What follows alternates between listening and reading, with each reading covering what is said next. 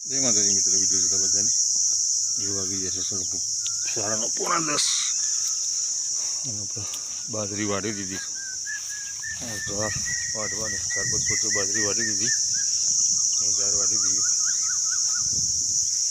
ગરમી તો થોડી ઓછી છે, પણ પવન ચાલ્યો તો નહીં આવે. ગરમીના કારણે જો બાજરી વાટીએ તો એ ફૂટતી નહીં, પાછા હુકાઈ જાય. માપની વાટવી પડે. જો ઠંઠા બધા હુકાઈ ગયા. ચોક ભાગ્યે 10 ઠંઠો ફૂટે.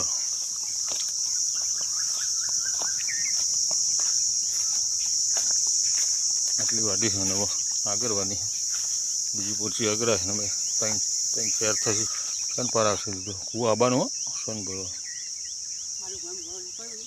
લુગરત પડે ને હું તો બે જણ ખાવું એમાં હું હજી બીજું કોમ નહીં. આપણે આ વાટવાની આબુ પર વાત કરો છો તમે તો.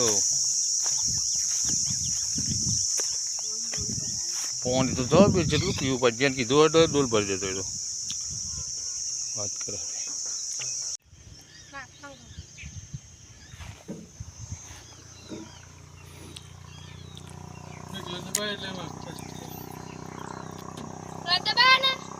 કશું ના થાય રેતમાં. એમ ક્લચ દબાવવાથી આગુ પાછું થતું છે. એ તો ઢાર હોય તો કોઈક આગુ પાછું થાય. તો આવી જશે આપણે પેલા કુવાથી ચાલ લઈ જઈએ. નવા બધાને બદલી પાણી પાણી બદલી કાઢવા નહીં. ગાય હજુ ઊભી થઈ નહીં ખાઈ. પાણી બતાવી દઈએ ચાલો ફટાફટ.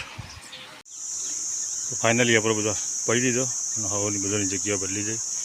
એટલે તો એ આ જગ્યાએ આવી ગઈ અને આ જગ્યાએ ગાયો હતી એ તો જતી રહી.